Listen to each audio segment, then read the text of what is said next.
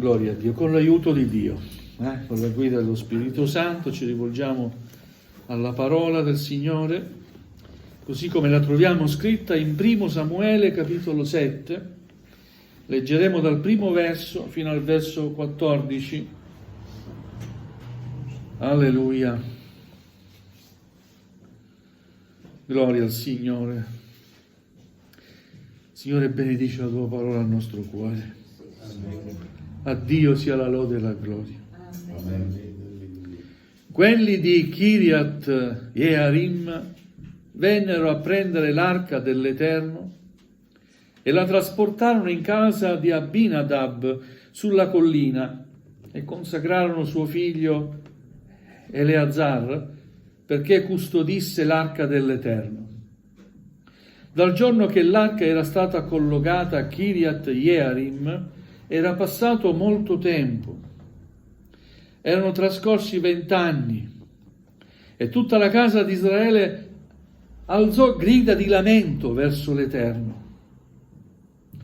Allora Samuele parlò a tutta la casa di Israele dicendo: se tornate all'Eterno con tutto il vostro cuore, togliete di mezzo a voi gli dei stranieri e gli idoli di Astarte, volgete risolutamente il vostro cuore verso l'Eterno e servite Lui solo, allora Egli vi libererà dalle mani dei Filistei. E i figli di Israele tolsero via gli idoli di Baal e di Astarte e servirono soltanto l'Eterno. Poi Samuele disse: radunate tutto Israele a Mispa e io pregherò l'Eterno per voi.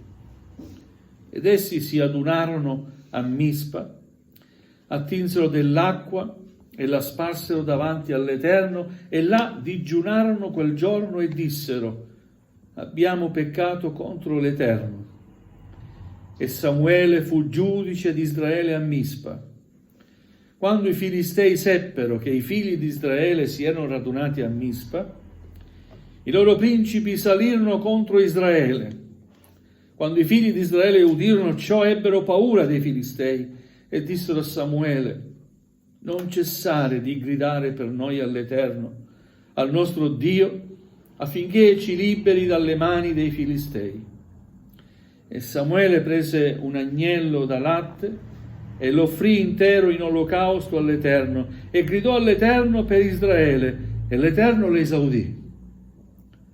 Ora, mentre Samuele offriva l'olocausto, i Filistei si avvicinarono per assalire Israele, ma l'Eterno tuonò quel giorno con grande fragore contro i Filistei e li mise in rotta, tanto che furono sconfitti davanti a Israele. Gli uomini di Israele uscirono da Mispa, inseguirono i Filistei e li batterono fin sotto Bet-Car. Allora Samuele prese una pietra, la pose tra Mispa e Sen e la chiamò Eben-Ezer, dicendo: fin qui l'Eterno ci ha soccorso. I Filistei furono umiliati e non tornarono più a invadere il territorio di Israele, e la mano dell'Eterno fu contro i Filistei per tutto il tempo di Samuele. Le città che i Filistei avevano preso a Israele tornarono a Israele da Ecron fino a Gat. Israele liberò il loro territorio dalle mani dei Filistei. Ci fu pace fra Israele e gli Amorei. Amen. Amen. Fin qui la lettura della parola del Signore. Accomodatevi pure. Alleluia. Il contesto è la guerra tra Israele e i Filistei, che durava da anni. Pensate, ancora Davide non c'era, e non è ancora nato probabilmente, quindi neanche Saul c'era. Poi più avanti Israele chiede un re, e Dio sceglie Saul, ma già c'era guerra contro i Filistei. Sono stati nemici terribili per Israele. In questo periodo di guerra, proprio in questo contesto, Israele si allontana dalla presenza del Signore e realizza sconfitte su sconfitte, al punto che i Filistei riescono, per fare un torto proprio ai loro nemici, a Israele, riescono a togliergli anche l'arca. L'arca. Noi sappiamo cosa rappresenta l'arca, cosa rappresentava l'arca per Israele. Era la presenza di Dio. Quest'arca, questo contenitore dove dentro c'erano le tavole della legge. La parola di Dio, quella legge che Dio ha voluto dare al suo popolo, che Dio stesso ha scritto con la sua mano, queste tavole. E gloria a Dio perché questa legge adesso è scritta nel nostro cuore, vero? Non in tavole di pietra, ma in cuori fatte di carne. Gloria al Signore. Ma i nemici di Israele, i Filistei, riuscirono a rubare, prendere come bottino l'arca.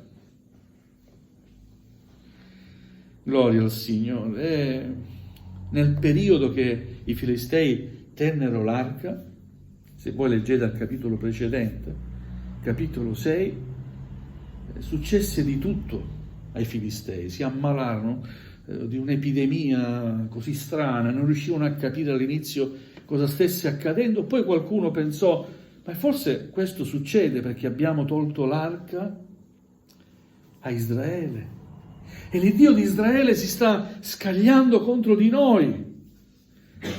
Facciamo una cosa, tanto il torto gli abbiamo fatto ormai, restituiamogliela. E prendono la decisione di restituire l'arca a Israele e la portano in questo luogo, Kiriat Jearim. Gloria a Dio. La presenza di Dio è fondamentale. E Dio non può stare dove non c'è santità. Questo è importante comprenderlo. I Filistei non erano il popolo di Dio e la presenza di Dio doveva stare con Israele, nonostante l'infedeltà di Israele, perché Dio è fedele. Anche quando il suo popolo non è fedele, Dio è fedele. Gloria al Signore. Quindi il posto era nel popolo di Israele. Alleluia, gloria al Signore. Vedete, Dio fa in modo che senza combattere, senza riconquistare l'arca, l'arca stesso viene portata verso Israele e Israele prende l'arca, la tiene in questo luogo. Fu incaricato il figlio di Eleazar perché custodisse l'arca. Passarono altri 20 anni. Nel corso di questi 20 anni altre guerre con i Filistei, finché poi il popolo si lamenta verso Dio. Non era mai successo prima, ma forse, non lo so, la presenza dell'arca, il fatto che miracolosamente l'arca fosse tornata di nuovo a Israele, forse ha suscitato qualcosa nel popolo di Israele, forse si è ricordato che Dio può ogni cosa. Amen. Alleluia. Questo succede anche nella nostra vita. Quando ci allontaniamo dal volere di Dio, dalla grazia di Dio per le nostre scelte, o perché facciamo entrare nella nostra vita cose esterne che non devono neanche minimamente sfiorarci. E allora anche noi sentiamo lontano la presenza di Dio. Il risultato della lontananza da Dio nella nostra vita è sconfitta. Realizziamo una serie di sconfitte, anche spirituali, non solo materialmente parlando, ma anche in modo spirituale. Alleluia. Allora il popolo si rivolge al profeta Samuele,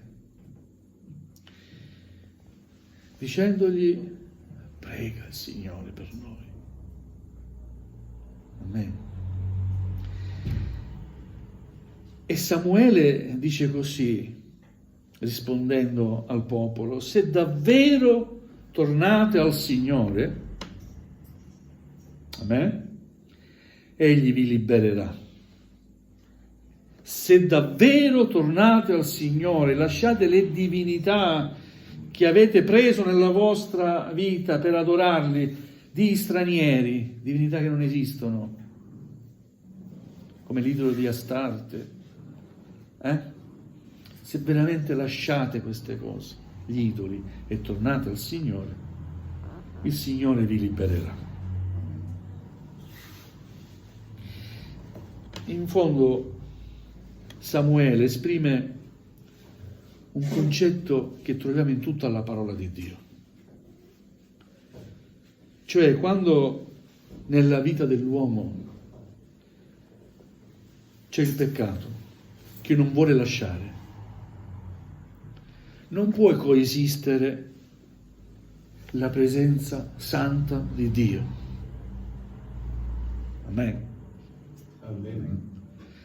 Il credente non può ricevere quella pienezza, quella gioia quando è alla presenza di Dio.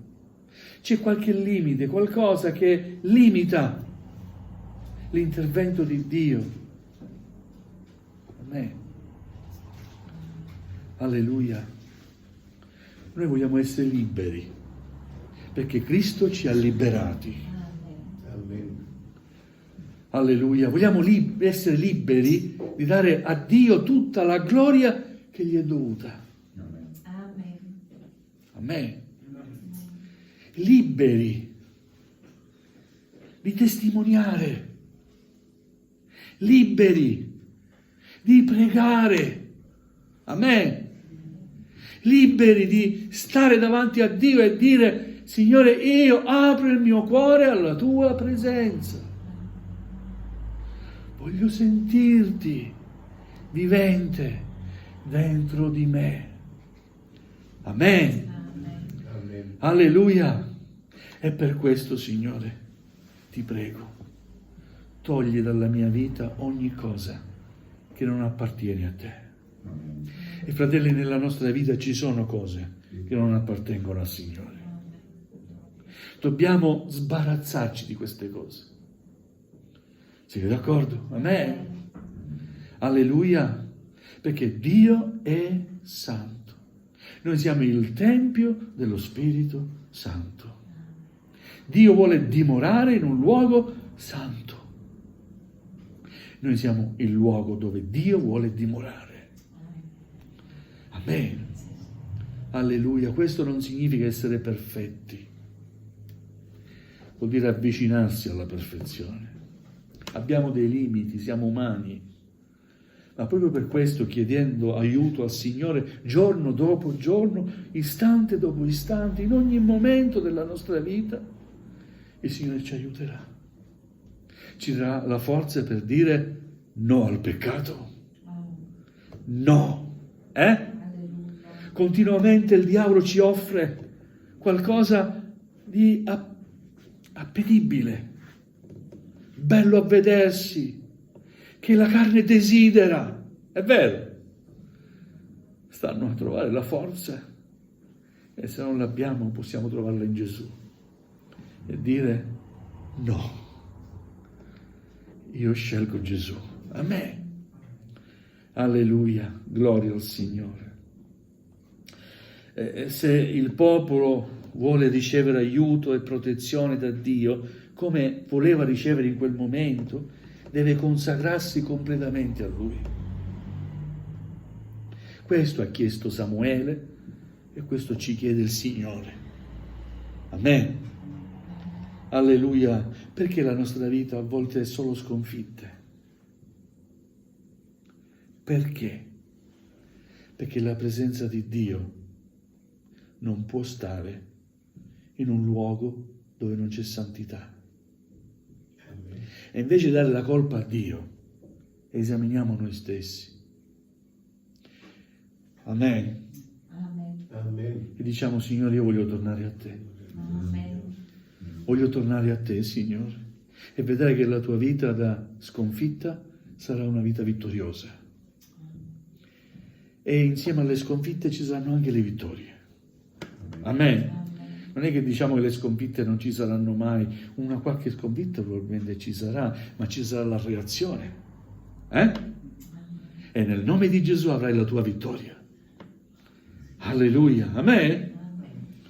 Gloria al Signore. E vogliamo insieme leggere un passo in Romani capitolo 12, versetti 1 e 2. Romani capitolo 12, versetti 1 e 2, dove l'Apostolo Paolo affronta proprio l'argomento della consacrazione a Dio. E in un modo molto semplice l'Apostolo Paolo scrive così ai Romani: io vi esorto dunque, fratelli, per le compassioni di Dio, a presentare i vostri corpi in sacrificio vivente, santo, gradito a Dio, che è il vostro culto spirituale. Non conformatevi a questo secolo, ma siate trasformati mediante il rinnovamento della vostra mente, affinché conosciate per esperienza quale sia la volontà di Dio, la buona, gradita e perfetta volontà. Amen. Io vi esorto, fratelli e sorelle, sta parlando a credenti, per le compassioni di Dio, a presentare i vostri corpi in sacrificio vivente, santo, gradito a Dio. Se voi fate caso alla lettura che abbiamo fatto in Samuele presenta un olocausto. Quell'olocausto devi essere tu ed io. Noi dobbiamo essere un'offerta. Amen. Gradita a Dio.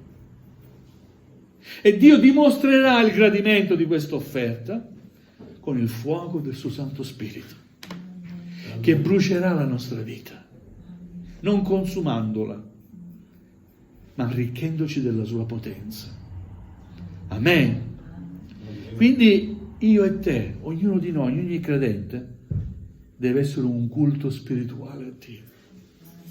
La tua vita deve profumare di adorazione verso Dio. Amen. Questa è consacrazione. Alleluia. Non trovi la forza? Neanche io la trovo. In Cristo la trovo la forza. Ecco perché dico: avviciniamoci al Signore. Da soli siamo deboli. Stiamo insieme e insieme avviciniamoci al Signore. Lui è la nostra forza. Amen. Amen. Alleluia. Gloria a Dio. Presero la decisione di consacrarsi al Signore. Una buona decisione. Digiunarono. E Samuele presentò l'olocausto a Dio e pregò Dio per il popolo. Signore, ti prego. Questo popolo è tuo. Dagli vittoria, Signore. E il Signore intervenì, rispose a quella preghiera. Fece in modo che in quel giorno ci fu un grande tuono, un grande fragore contro i Filistei, li mise in rotta e furono sconfitti davanti a Israele. Israele vince. Amen.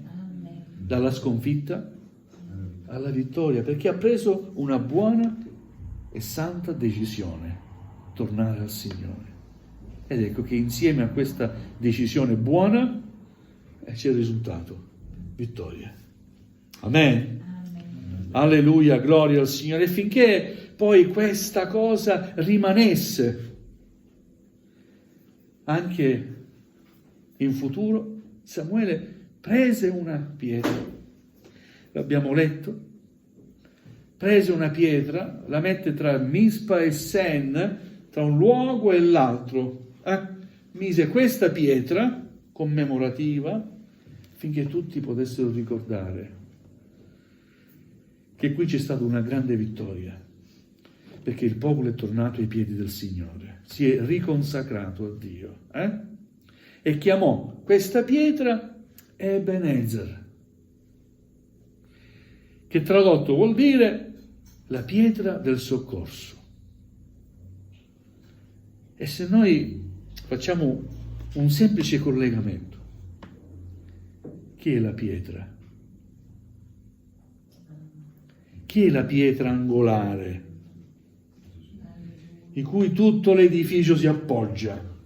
Tutta la Chiesa, tutto il popolo, io e te, in mezzo a tutto questo popolo, ci appoggiamo su Gesù. E lui la pietra, è vero? Non è Pietro. È Gesù che lo dice a Pietro, tu sarai Pietro, ti chiamo Pietro, ma su questa pietra, non su di te, su questa pietra io edificherò la mia Chiesa. Amen. E quindi Gesù è la nostra pietra del soccorso. Amen. Amen. Alleluia, gloria a Dio. Abbiamo soccorso in Gesù. Se gridi a Gesù, avrai il tuo soccorso. Alleluia. E poi c'è un'affermazione meravigliosa, no? Che fa Samuele. Quando pone questa pietra, dice qualcosa che è un messaggio meraviglioso. Fin qui il Signore ci ha soccorsi. Amen. E io voglio collegare questa affermazione alla mia vita e alla tua vita. Sono passati tanti anni da quando abbiamo incontrato il Signore, pochi, tanti, non lo so, ma possiamo tutti fare la stessa affermazione. Amen. Fin qui il Signore ci ha soccorsi. Amen? Amen. Possiamo fare questa affermazione, gloria a Dio, fino ad oggi. Alleluia. Il Signore mi ha soccorso, gloria a Dio. Alleluia, tutto cambia. E da quel momento Israele ha vittoria sui Filistei e vive un momento, un periodo di pace. Le città che i Filistei avevano preso a Israele tornarono a Israele, riconquista ciò che aveva perso. Questo è importante. Se torniamo al Signore, se analizziamo noi stessi e vediamo che forse qualche idolo ce l'abbiamo pure. Gloria a Dio.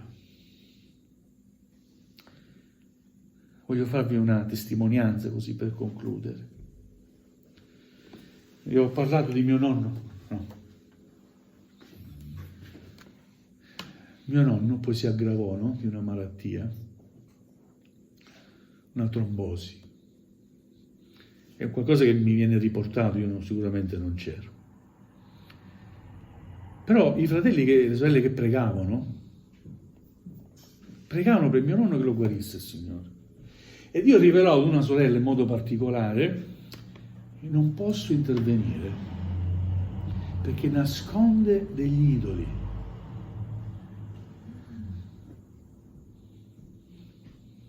Questa sorella, appena finito di pregare, il Signore mi ha rivelato una cosa. Vuole guarirlo, però c'ha degli idoli. Tornando dall'America, mio nonno aveva portato statuette di Madonne, cose, no? E si era anche dimenticato di averle avute. Però c'erano in casa. E dove sono? Dove sono mio nonno? Cercavo. Aveva nascosto e poi le trovarono non so dove. Eccoli! Il Signore dice sempre la verità. E rivela sempre tutto ciò che è occulto. Amen. Alleluia. Le ruppero, le buttarono alla spazzatura. Poi pregarono e mio nonno fu guarito. Sì, si risvegliò. Amen. E poi raccontò una bella visione che ebbe. Alleluia. Ebbe una bella visione. Vide una grande luce e una voce autorevole che parlava. Era un ambiente dove lui stava bene. Che bello stare qui, diceva. E questa voce gli disse: sì, è bello stare qui, ma tu non puoi ancora stare qui. Ma io voglio stare qui. No, ti richiamerò. Ascoltate. Gli disse un termine: fra 10 giorni tu sarai qui. Oh, è verità, quando ne parlo la pelle d'oca mi viene. Dopo 10 anni. In quei 10 anni mio nonno aprì il locale di culto. Si formò una chiesa. A me. Vedete, quando si torna al Signore si toglie tutto ciò che può impedire l'opera del Signore, ma non perché il Signore non può operare perché è limitato. Dio può fare ogni cosa, ma non può stare, non può coesistere con l'idolatria, col peccato. Amen. Anche se erano cose che lui aveva dimenticato, perché poi si era convertito, no? Al Signore, ma quelle cose c'erano. Gloria a Dio. Dio manifestò veramente la sua potenza alla casa di mio nonno. Gli aprì il locale di culto. Mio nonno fu guarito. In quegli anni evangelizzavo, si aprì il locale di culto, la chiesa di Catania, e mandò i fratelli, poi mandò un pastore. Mio nonno al 10° anno, pare che lo sapeva proprio, appuntamento, salutò tutta la chiesa. Fratelli, vi saluto, vi amo di vero cuore. Aveva la cassa della chiesa, la consegnò al pastore. Dice: fratello, chi è? Io vado via. Come vai via? Dove vai? Dove parti, fratello? Devo andare a fare un viaggio. Così. Amatevi gli uni con gli altri. Sembrava... Che sta succedendo, fratello? Andò a casa, il Signore lo chiamò. Al 10° anno, il Signore gli disse 10 giorni. 10° anno preciso, salutò la chiesa. Lui lo sapeva. Sono belle testimonianze. Io voglio sentirle ancora queste testimonianze. Non voglio che appartenga ai miei nonni. Posso parlare della testimonianza del mio nonno, io voglio parlare anche della mia testimonianza. Perché Dio è ancora potente. Dio è spirito. È un fuoco che non si spegne mai. Amen. Alleluia. Gesù può dire: io sono lo stesso ieri, oggi ed in eterno, perché lo dice l'Apostolo Paolo, ma perché è così. Amen. Alleluia. Sta a noi sperimentare quanto il Signore è buono e quanto è potente. Alleluia. E anche noi vogliamo dire: grazie Signore, fin qui mi hai aiutato, ma nel 2025 voglio servirti di più. Amen. Voglio vedere un po' di più della tua gloria. Prega il Signore di ricevere sogni spirituali, di fare esperienze con Lui, perché queste esperienze ci rafforzano. Amen. Amen. Alleluia. A Dio sia la lode e la gloria. Vogliamo chinare il nostro capo. Gloria a Dio.